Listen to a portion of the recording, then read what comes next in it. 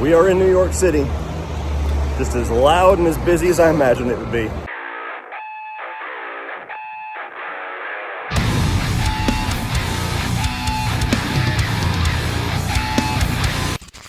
So tonight is one of the early Kickstarter screenings for the upcoming horror film Shelby Oaks, written, produced, directed by YouTube legend Chris Stuckmann. So I'm out here to attend it, get a little bit of video footage, do the Q&A and everything with him, hopefully get some interview stuff, hang out, talk filmmaking, nerd out about everything for a little while. Come along with me.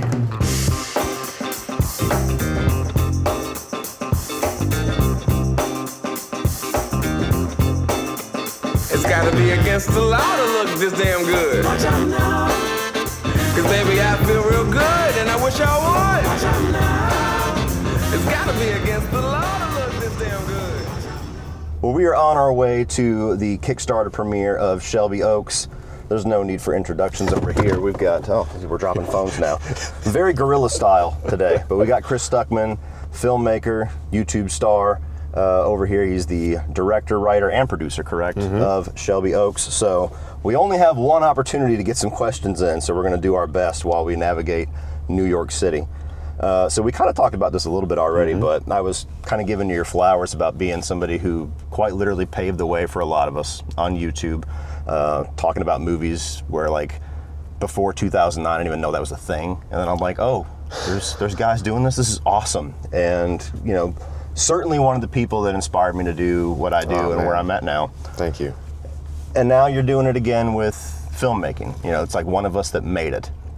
So I don't know if that was ever really like a part of your motivation to do it, but just kind of like how you feel about that legacy, I guess, because I promise you I'm like one of many that feel that way. Well, thank you, first of all. That means a lot coming from you. I really like your videos. I watch them all, and I told you this off camera, but, like, you know, you really have a lot of passion for this, and you can tell that you're not just doing it, you know, because there's money in it or whatever. Like, you really want to do it. Yeah. You really want to talk about movies, and you have that passion, and it shines through in your videos. And that's rare, you know, because like you said, back in 2009, you would go on YouTube and there'd be like maybe like 3 or 4 people talking about movies, and that's it. And nowadays it's everywhere. Oh yeah. You know, it's like so oversaturated that people like you stand out. You know what I mean? Yeah. Because you care about it and you really genuinely have a love for it, and you have a lot of good things to say. I appreciate it. No, I mean, it's real. When it comes to, like, trying to inspire others or whatever, I've always been very much so hardwired to be an aspiring filmmaker. I'm always like looking up, like, one day, like, I'll try to do this, or I'll try to climb that mountain, I'll try to do that thing. And I still feel that way. I have never once felt that I am, quote unquote, done, or that I made it, or that I've arrived, or that this is the moment, or whatever. Like, I can always learn more. I can always, you know, have better experiences, different films, different genres I want to play into. And, you know, I think once you kind of feel like you're finished, or that you've learned everything, that's when you start to just, like, really be bad at whether it's YouTube or whatever you're trying to do. If you're like, well, I've learned everything I can possibly do. Yeah. Then you're probably not going to make any good stuff for a while. Yeah. And so obviously the hope is that, my biggest hope is that people who see the film do have that feeling, like you said, of like, okay, some random ass YouTuber from Ohio finally got a movie made. Maybe I can do it too. Maybe I shouldn't give up. Yeah. Yeah. And, you know, I've, to a much smaller scale, obviously, but I've even had people tell me something to that degree about just my channel, like it's helped them through something or it's made them want to click on stuff. And it's something you never really get used to, but you do always kind of feel like you're motivated to always continue getting better and, you know, aspire to different things. And like, if I achieve this dream, what's the next one that I can go for? And I've never gotten used to it either. I had a person come up to me yesterday and tell me something very similar, and it was super touching, and I genuinely had no idea what, I was like, should I hug this person? You know, like, it was so amazing. But it is very, because you film your videos, you know, like in a very secluded space. It's just you and the camera. Yeah. And, you know, you're just talking to this device, and then you get these really amazing real world reminders that people are actually watching you. And it's really great. Yeah. There was it just reminded me of a joke. It's totally off topic, but there was one of those things where I think it was either going on social media or something where it's like, describe what you do for a living in a bad way, Oh, yeah. And I was yeah. like, I sit in a dark room and I talk to myself. Exactly. That's exactly right. Yep. So as far as, your push to become a filmmaker, I know you've always kind of had like short films, skits, things like that, especially during Halloween time on your channel. What was it about Shelby Oaks that made it like either, I'm sure you've written films that maybe just haven't quite gotten the ground running yet. What do you think was it about Shelby Oaks that stuck? Like, this is the one that finally got the traction. Yeah, I think it was a combination of a couple things. First off, when I turned 30, I had this kind of epiphany that nothing was ever going to be handed to me. Yeah. A magical script was not going to just appear in my lap for me to make. Yeah. Nobody was going to contact me to direct something. I had to make it happen somehow. Yeah. And I started writing just constantly, and I stacked up about 6 or 7 spec scripts. Shelby being one of them. And I had some of them they were all like probably sub 10 million budget. Yeah. But then there were a few that felt a little more doable, that were more in the one range. And so when I decided to go to Fantastic Fest in 2019, the goal was going to a genre film festival where they're showing genre films. More than likely, genre film makers will be here. Yeah. And hopefully I can maybe pitch to one of them, or at least make a connection, which is exactly what happened. And met Kuntz, Aaron B. Kuntz, at Fantastic Fest and pitched him Shelby. And he was drunk. And we were watching. That's the answer. Get somebody drunk, your movie will get made. He was drunk. We were watching Gigi Saul Guerrero in a boxing ring kick the shit out of another woman, because that's a thing at Fantastic Fest where they sign waivers and they do boxing matches. And Aaron just turns to me and we the pitch, I gave him the pitch, and he was like, "That sounds really cool, actually. Let's talk some more." And I was like, "When you're sober?" And sign on this dotted line real quick. Yeah, right, exactly. Yeah. You were saying $5 million budget? Great, sounds good. And then we just kept talking about it for months, and then fucking COVID happened, man. And the world shut down. And I was positive that was it. It was like dreams halted right there. Unprecedented global event ruins the dreams and the lives of many, many people at the time. And so, but then Paper Street Pictures, Aaron's company, was kind of one of the first to be like, hey, let's just do Zoom meetings. Because that wasn't normal then. Yeah. It wasn't normal for people to be like, let's all hop on a Zoom meeting. Yeah. It was like, you have to come to the office. And so we started developing it, through Zoom, and then the movie ended up, getting to where it got. But it really just was, the reason this one is because it was the one that just didn't stop. It just kept getting traction. People were interested in it. And when you have a group of scripts and one of them is clearly getting the most heat, you just try to kind of zero in on that one. Because there's so many roadblocks to getting a movie made. It's money, it's cast, does the studio like the story? Do they have room in their slate? Is there another movie kind of like this coming out at the same time? Like, it's all this kind of BS. And so whatever has the least amount of roadblocks, you jump on that one. Gotcha. So one thing I'm curious about, whether it's in the script writing phase or probably even in the directing phase, how does your experience and your career as a movie critic influence how you approach filmmaking? Because I can only imagine, like, you're writing something and then you stop dead in your tracks. You're like, no, I would bitch about that. Scratch it out, or like, did it make like a paralysis of analysis type thing? I think that's just the way my brain does work, and I can tell you that there is no one on earth more critical of myself than myself. I am very much so wired to have imposter syndrome, to assume that I'm not good enough, to assume that something that we're working on needs to be better in this way or whatever. And it's a very, like, there's a reason why some of the great filmmakers say they can't even really watch their movies, because after a while they just like, I can't. Yeah, all they see is the missed opportunities or the things they do differently. And so I did try to turn off that part of my brain, the film critic, because I felt that it would be very mentally unhealthy. Yeah. That it would be a sort of just too much anxiety while writing, and just try to focus on the story and think about, hey, here's how much money I know we have. What can we do with it? How many days can we shoot this thing? And how can we be efficient and make this movie look more expensive than it is? And all of those things were really on my mind. to get to a place where hopefully I wouldn't just have to upload the movie to my YouTube channel, which was what I figured I'd have to do when I was writing. I was like, let's put it on my YouTube channel, whatever. Yeah. Let's see what happens. And then lo and behold, the best indie distributor on earth picked us up. And it's because we worked so hard to make this movie be a movie that could play in a theater, that could look big and wide, that could have moments that would be fun for an audience. Yeah.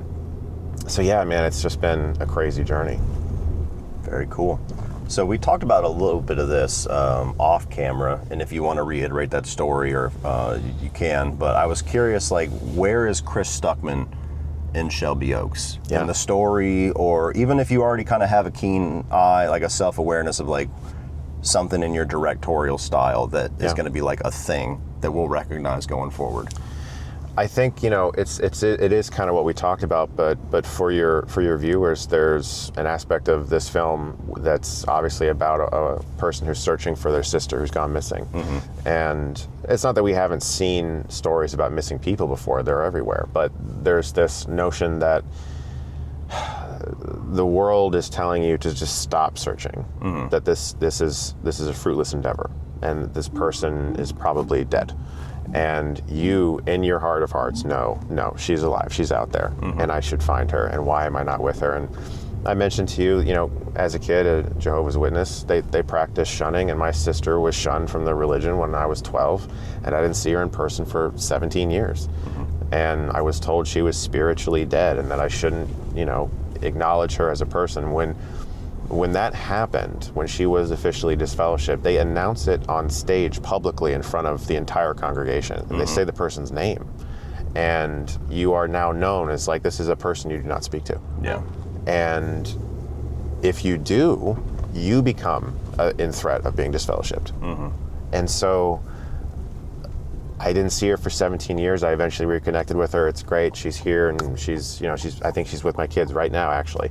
And so it's wonderful.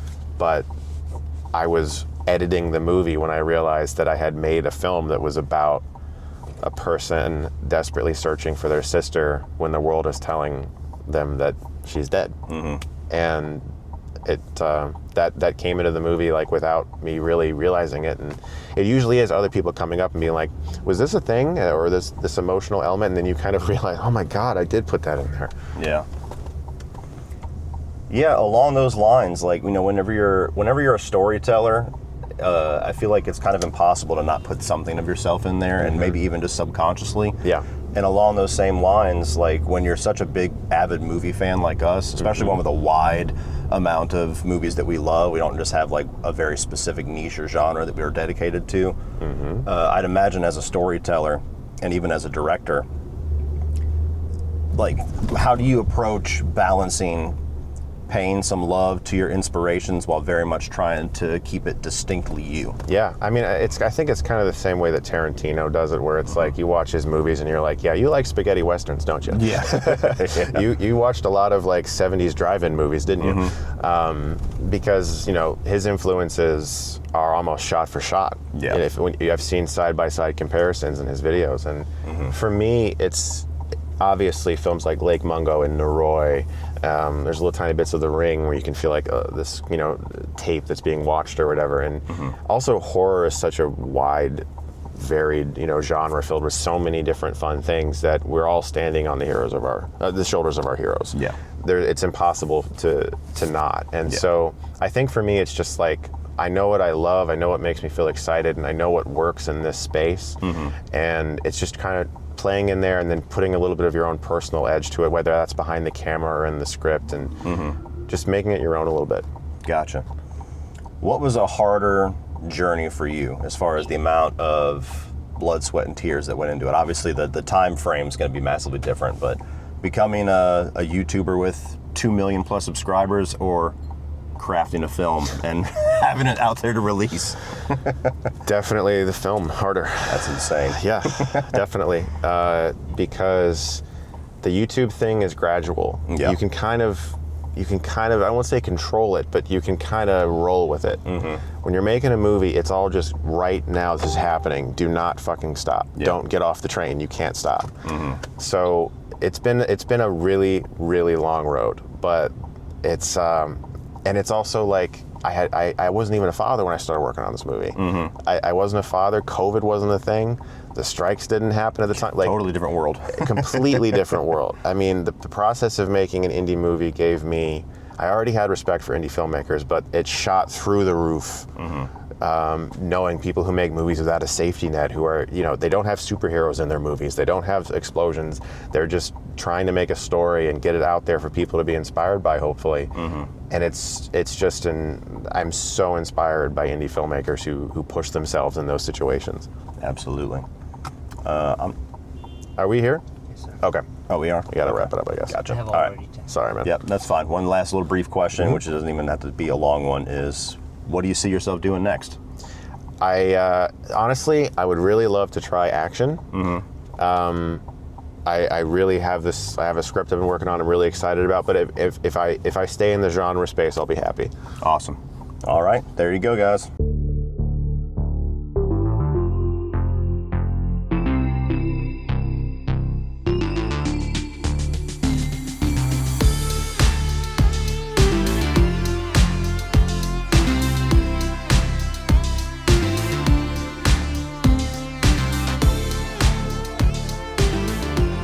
Got a room of Shelby Oaks. It's just like It's a lot. it's like Chris's man cave. What's going on, guys? Now we're in New York City, about to watch Shelby Oaks with a bunch of amazing people who helped make this movie happen. I'm so excited to meet them and express my gratitude for the fact that they helped us get this movie off the ground. So let's do that and go watch the movie.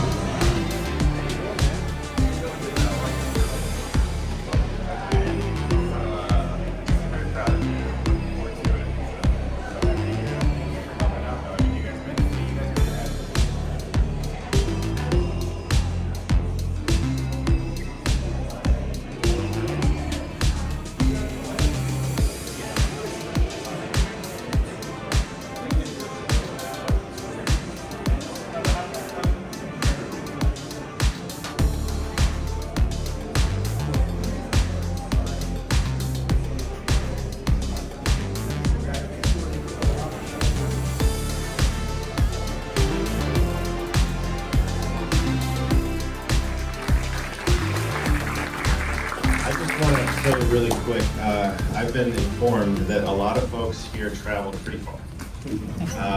I've heard a lot of stories. I just want to say thank you to this couple who traveled from fucking Brazil.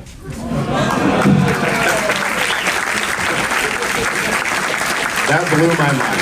Seriously, thank you for that level of commitment. I hate flying, so seriously, that's amazing. They had to go through customs and shit. And they're dressed up. They had to iron their clothing. Like, you have to imagine everything they had to go through to be here. So, thank you so much. Guys, everybody who's here, thank you again. I told you in person, but I mean this from the bottom of my heart. This is an indie movie, and you guys made it happen. We're in a space right now in cinema where people who make movies have to ask permission a lot to get their movie made. And they go through a ton of meetings and a ton of roadblocks to get something on the screen. And if you got a superhero in your movie or a lot of explosions or car chases or whatever, it tends to be easier. If you want to make something weird and something a little different and challenging, it's a lot harder. And you guys really made it so much easier on us. So please give yourselves a round of applause for making this movie happen. And the other thing I can confidently say with a lot of joy is that we are one of the lowest budgeted films of the year to get a wide theatrical release. And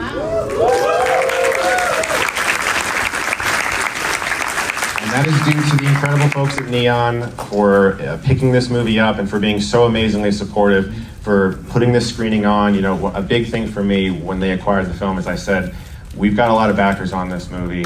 I have backed Kickstarter campaigns and Indiegogo campaigns myself, and I've been one of the backers where the rewards just don't fucking happen. And you're sitting there and you're like, I did this thing, I gave you money, what the hell, bro?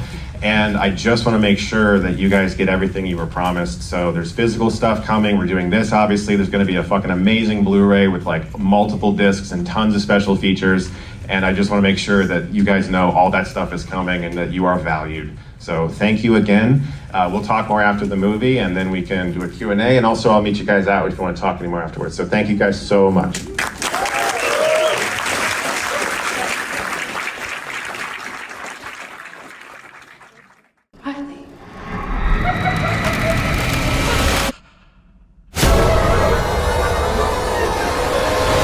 Let's have an awesome conversation with the writer and director of Shelby Oaks, Mr. Chris Stuckmann. Thanks, guys. Thank you. Thank you so much. Thanks for doing this. I really appreciate it. Again, congratulations.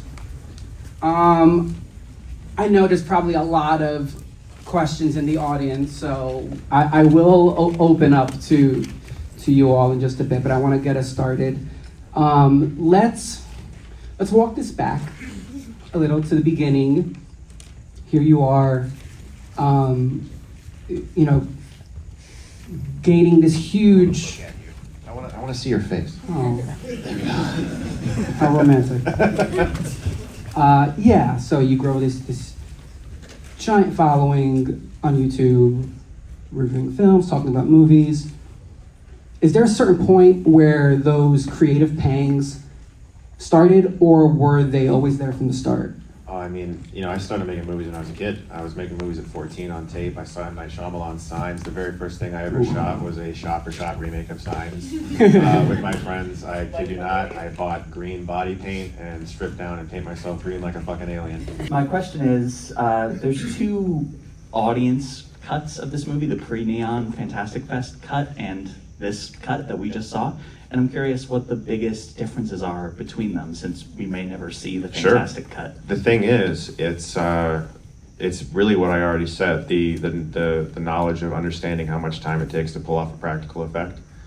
And the biggest things that the way it went down was we got the movie into festivals. It was amazing. I was so happy. We had absolutely no money left over. I mean, we put everything we could on the screen.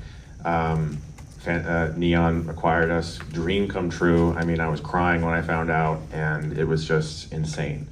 But we had already committed to festivals, and we were going to go for it. And Neon asked to read an original draft of our script and to have on file. And there were like 3 things in there, and they were like, "Why didn't you do those?" And I was like, "What do you fucking think?"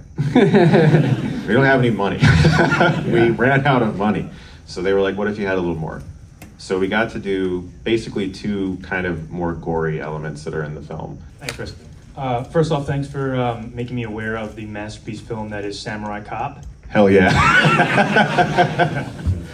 If you could just describe the process of how you were able to get this movie from script to getting a production company to getting it picked up by Neon and now in theaters. Absolutely. So I like I already mentioned, I hit a point where I realized no one was going to hand me anything. So I just started writing. That's the first thing. I started writing. I didn't wait till I was ready, because when are you ever ready? I had the same thing when we were talking about maybe having kids with my wife. I was like, "Am I ready?" And we were like, "We'll never be ready. You just have to do it." And so I started writing, and then I realized, okay, if I want to try to get something made, I need to try to actually go to places, and this is pre-COVID, so no Zoom, and Zoom wasn't popular.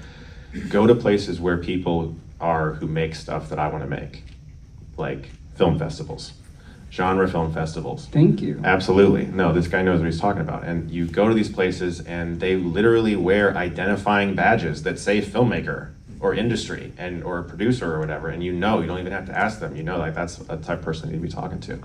So I went to Fantastic Fest in 2019 with a lot of pitches, not like physically, not like in my pocket or anything, but like, I had them ready to go. But I didn't want to talk to anybody and make them feel like I was trying to sell them something, because I spent my whole childhood knocking on people's doors trying to give them fucking watchtowers. So I never want to be that guy.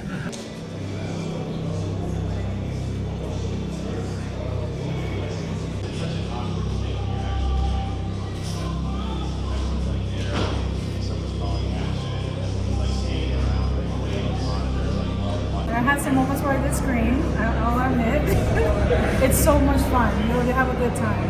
I loved it. If your name is Wilson, they're gonna maybe crap on you a little bit, but it's still a really good movie. I thought Shelby Oaks is great debut for Chris. He clearly has an understanding for horror, has a sense of realism, which is what is lacking in a lot of horror movies these days. I thought it was a lot scarier than I was expecting. Definitely worth the wait. We had a great time tonight. It was very, very frightening, and it was very immersive. All the locations were incredible. Normally after seeing a movie at the theater, we go home and we watch Chris Stuckmann's review on it. It was amazing, really creepy, scary. Just really impressed overall. fun movie. I saw the trailer once and then was like, okay, I need to just go in with like blank slate and just be ready for whatever. And it was definitely worth it, and I'm excited to watch it again. It was phenomenal. I really, really enjoyed it. There are some like really good scares, but like it never feels cheap. I can't believe it's finally like playing, and I get to see it in a theater with him present. Like that's just totally awesome.